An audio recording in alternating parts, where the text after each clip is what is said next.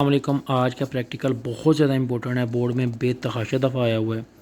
8.1 experiment है to demonstrate that two elements combine in the form of binary compound.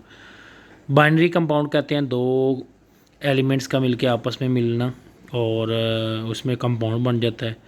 तो हम वो reaction में देखते हैं कि हमारे पास एक Fe आयरन है और सल्फ़र को साथ जब मिला के फेरस सल्फाइड बनाते हैं तो ये हमारे पास बेसिकली एक कंपाउंड बन चुका है। इसके लिए काम क्या करना है, सिंपल क्या करना है, एक टेस्ट ट्यूब लेनी है और टेस्ट ट्यूब में आयरन की डस्ट और सल्फ़र को डालना है और उसके साथ स्टैंड के साथ उसे फिक्स कर देना है। ये टेस्ट ट्यूब है, ये टेस्ट ट्यूब होल्डर है और उसको गर्म करना है। अंदर का मटेरियल ग्लो करेगा। ग्लो करते करते करते एक टाइम आएगा कि आयरन जो है वो ब्लैक कलर में चेंज हो जाएगा। आपको पता भी है कि जब हम किसी लोहे को वेल्ड करते हैं ना, वेल्डिंग करते हैं, तो उस वक्त भी वो क्या होता है कि वो ग्लो कर रहा होता है।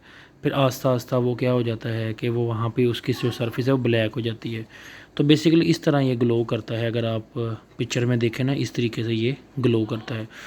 तो वो जो कह रहा है ना कि टू डिमोन्स्ट्रेट दैट, इस सबसे पहले जो मैंने आपको ये चीज़ें बताई हैं ना, तो आप देखें इसमें हम अपरेटस देखते हैं। तो अपरेटस के अंदर बर्नर है, ये देखें आग के लिए बर्नर है। उसके अलावा टेस्ट ट्यूब होल्डर है। उसके अलावा हमारे पास एक मैग्नेट है, इसका मैं बताता हूँ क्या करना है। टेस्ट ट्यूब भी है, बैलेंस वेट बैलेंस है कि हमने कितना वज़न करके आयरन और सल्फ़र इसमें डाला। उसके अलावा हमारे पास कोई मोटार या ये चीज़ है, आयरन और सल्फ़र भी लेना है।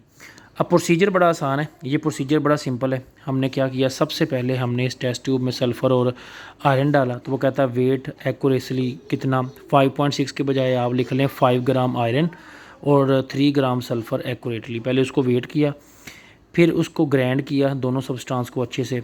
फिर हमने उस मिक्सचर को क्या किया, दो पार्ट्स को, इन दोनों को हाफ मिक्सचर को हमने टेस्ट ट्यूब में डाल दिया, इस टेस्ट ट्यूब में डाल दिया। फिर हमने हीट किया टेस्ट ट्यूब को, फिर फ्लेम के ऊपर मिक्सचर ग्लो करना शुरू कर दिया। फिर हमने उस फ्लेम को रिमूव किया। Then you will be glow, देखते हैं कि ये ग्लो कर रहा है, विल बी स्प्रेड स्लोली, आस्ता आस्ता फैल रहा है mixture through out the further heating. मज़ीद गर्म, अगर मज़ीद गर्म करें तो ये मज़ीद हीटिंग हो से ग्लो करता है। क्या चीज़ ग्लो करती है, ये पूरा ये लिखा हुआ है कि सल्फ़र और आयरन को जब टेस्ट ट्यूब में डाल के गर्म किया तो उससे वो क्या करता है, ग्लो करता है। उसके बाद टेस्ट ट्यूब को कूल करना है।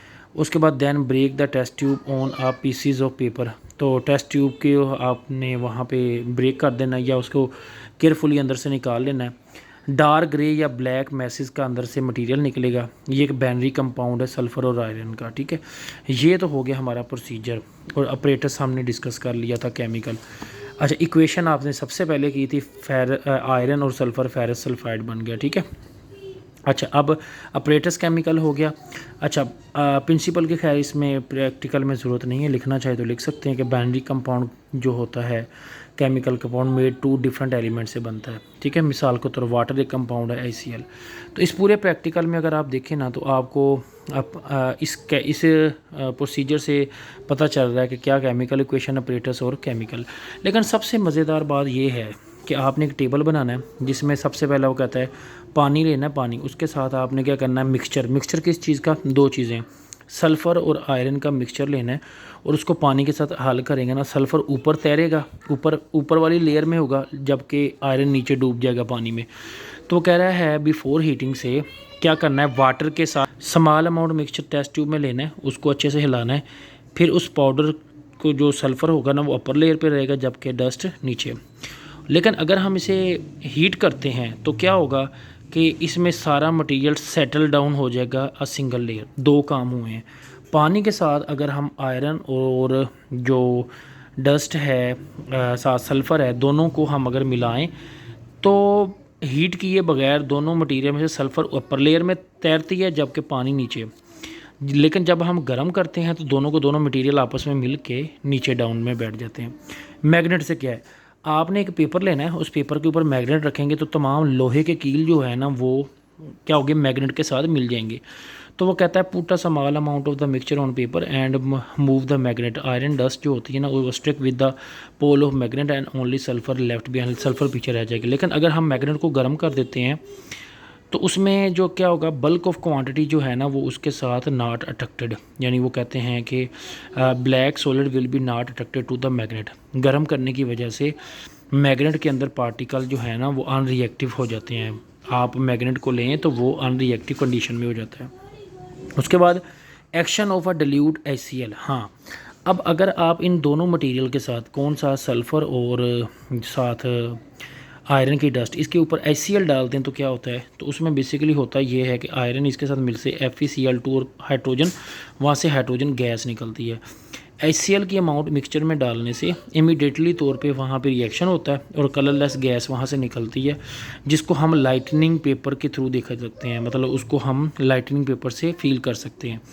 लेकिन अगर हम इसको गर्म करें, ये तो था बिफोर हीटिंग, अगर हम इसको हीट कर दें किस चीज़ को, यानी HCl को और हमारे साथ सल्फ़र और आयरन की डस्ट को, तो क्या होता है कि सॉलिड को मटेरियल टेस्ट ट्यूब के साथ ना कलरलेस जो गैस थी वो, और रोटन एग स्मेल यानी अंडों, गले हुए अंडों की स्मेल की तरह हो जाएगी, जिसमें से आमतौर पे ब्लू कलर का जो ना फ्लेम निकलेगा, जिसको हम कहते हैं हाइड्रोजन सल्फाइड। ठीक है, ये उस आग की तरह का उसमें से निकलेगा। तो ये टेबल बनाना बहुत ज़रूरी है, जो आपके सामने है ये लिखना ज़रूरी है, ये प्रैक्टिकल बहुत इंपॉर्टेंट है। उसके बाद आपने ये सारी चीज़ें लिख ली, उसके बाद आपने रिज़ल्ट लिखना है कि कंपाउंड सो आर कन्फर्म, ये कंपाउंड है FeS और इंटायरली डिफरेंट प्रॉपर्टीज़ में, आयरन की अलग प्रॉपर्टी हैं और सल्फ़र की अलग हैं। The element in with it was made, जिससे ये कंपाउंड बना है, ये कंपाउंड इन दोनों एलिमेंट से बना और इनकी दोनों की प्रॉपर्टी क्या है, डिफरेंट है। तो यहाँ पे हमारा प्रैक्टिकल कंप्लीट हो गया।